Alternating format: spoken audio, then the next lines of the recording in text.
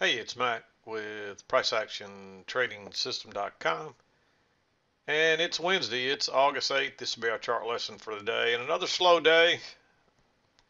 Hopefully, it's going to pick up soon. Somebody asked me today in a comment on one of the videos, is the ES always like this? And no, I mean the ES goes through cycles like anything else does, and you'll have your ups and downs, and we're just going through a slow cycle at the moment. So I say slow. We're still trading up. We still traded as high as 28.62, and just a week ago we were trading at 2800.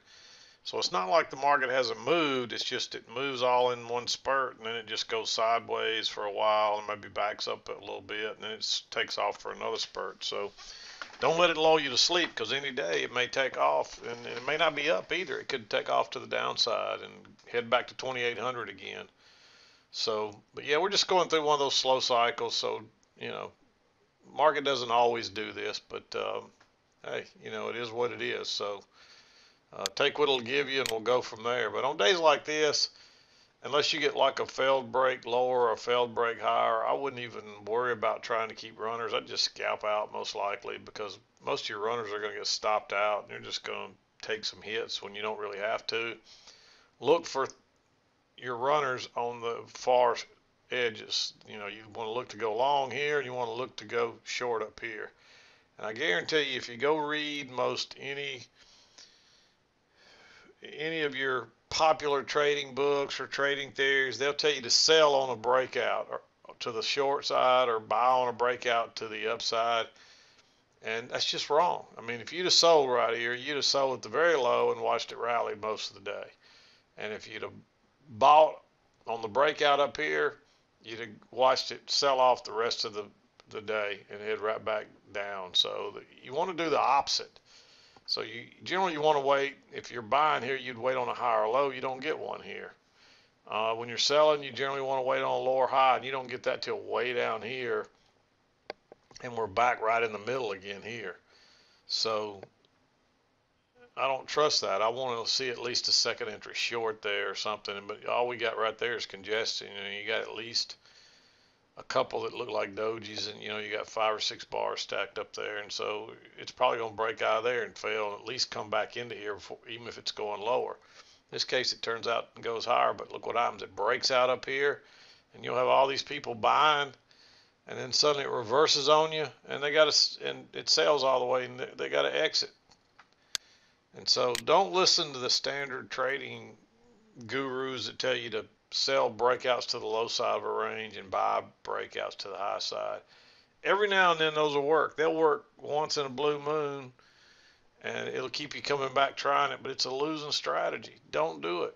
So anyway, let's talk about the trades. When I came in, prices were working down here. We got a break of this little short-term trend line, a new low, and then prices bounced here.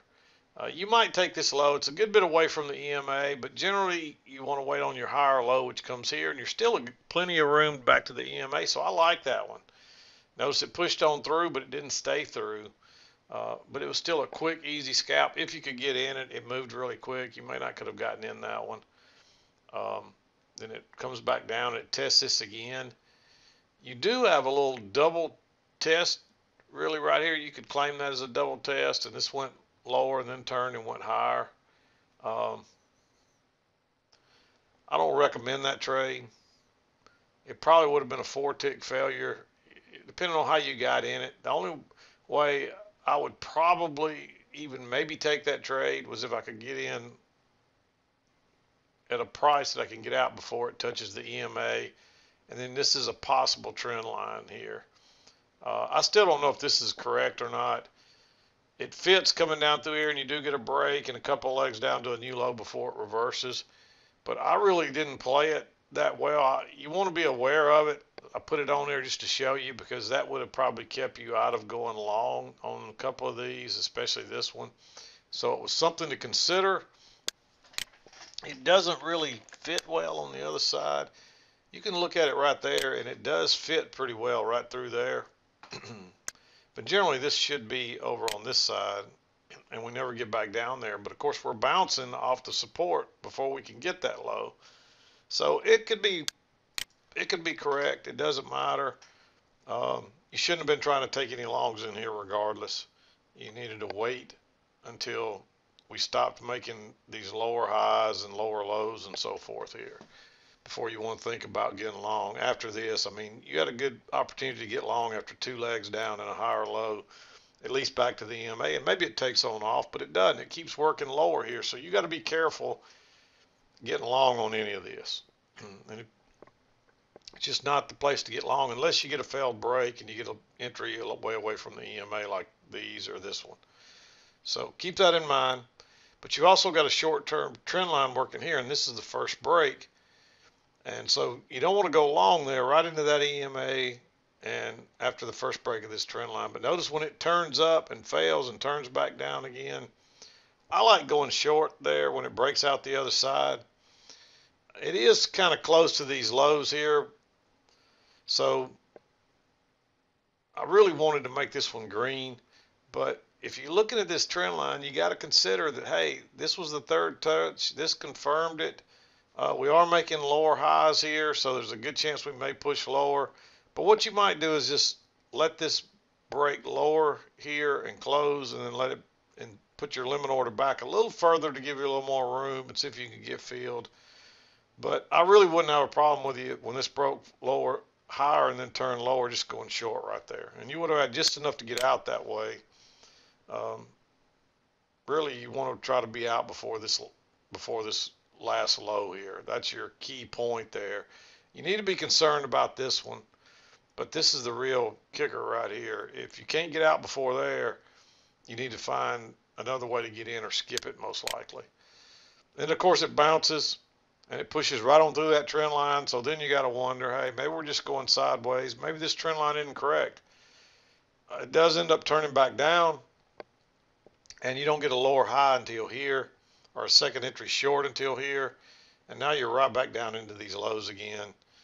And even though it would have worked, I don't think you want to risk going short there. It's bounced too many times across there now. And just wait and see if you get a failed break lower, which you do right here.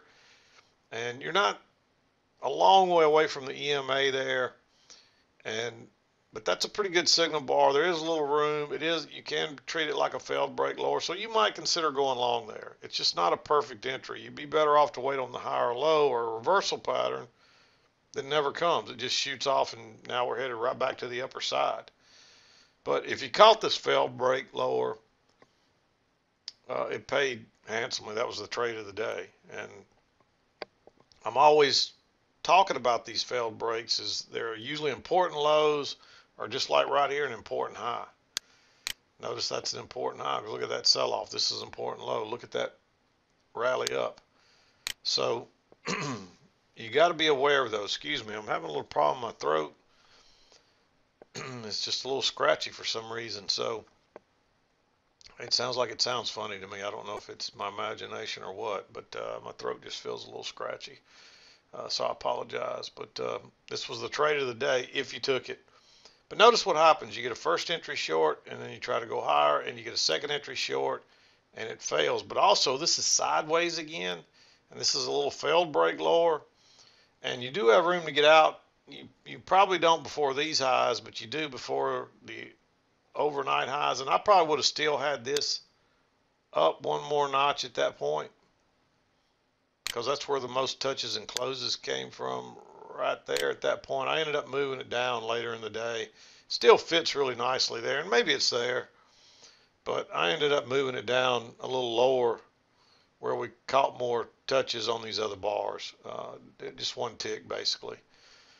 But anyway, you got room to ride that out there with no problem, and it goes right to that point and turns down. And really, you could consider this. Now you've got a break in a new high, and generally I'd want to wait on a lower high here, but you've got these highs over here, and this is a first test and a second test. So that's like a second test. You do have your trend line played out here. You can see this little channel working up, and you get a break in a new high. And it did turn up and then turn down. So you could have had a sell stop right there, and look out, we're a little ways away from the EMA, And on these range days, it quickly, look how anytime we get away, it quickly comes back to the EMA. And that's what you're banking on. That's what range days do, and they do it consistently. So we're probably coming back to at least here, and we may turn and go to the other side. That's our expectation. And so this is the second best trade of the day. It takes off and it runs, and although it doesn't really get to the all the way to the other side, it kind of bounces at the midpoint here. And since we move that up a bit, the midpoint's off, but you could probably move that one down because that's where you get the last close and a touch, and then it's equal again. So it probably, by the end of the day, it probably is like I have it drawn now. So we're looking for prices to come back down here. But instead, we get a break of this trend line early, move to a new low, and it reverses. And you're not real far away from the EMA, but you're a little bit. And this is kind of congestion here. Much like up here, you get a little failed break lower, so you get another little failed break lower. So you may ride that out. It's a little risky. I'm not crazy about it. But notice you try to go short once, and you try to go short twice, and then you get a double test right there. I wasn't crazy about a failed second entry short there. And if you'd have taken it and put your stop right below this one, you would have got stopped out, but I'd probably put my stop below that one. But that's a little sideways, so you may wait on this double test. It's right here in the midline and all that. And when you get a double test right there, if it breaks above that again, you also get a second entry long. So I liked it then. And if it did start higher again, you want to measure this leg and consider a possible measured move higher from there. We don't quite get it, as you can see, but we got real close. So you may ride that one up. I'll be honest with you, though, I really wanted to make this one green, because when you get in the middle of this thing, that's where you're kind of in no man's land. You know, you could probably look at this as a failed second entry long, and then a failed second entry short, and then a successful second entry long. So you can get chopped up on that stuff. So I really wanted to make that one green, but I liked that trade when I was watching it in real time. So I ended up marking it blue. And you do have your trend line played out here, and you do have a possible trend line here with a break, and so you're probably going to push to try to make a new high. And that is a failed second entry short, and it's a double test of this price level here, or the midline, and it held. Anytime you get an important support area that holds on a double test, you want to be semi-interested in it if everything else lines up. Same thing if you get a double test on the low side that holds, you want to be semi-interested in it if it holds. You want to find a reason to try to enter it. But we take off here and we go right back up to the highs. We also got a break here. But I'd still want to wait on a lower high, and we don't really get one. We go into the 2 o'clock hour, and that really ends the day. Notice we do get another push up to a new high after. So really we get a break here and 2 legs up, and then it sells off. But this is a failed break more than anything out of this. Look how strong that support has been. And it was kind of acting as support and resistance yesterday, but it's been support all day long, all night and all day. And you get that little point break out, that's a nice setup. And, if it wasn't after 2 o'clock, I would have marked that one for sure. And you actually get a little trap there, so you had 2 chances to enter, and then you get a failed second entry long, so you had 3 chances to enter.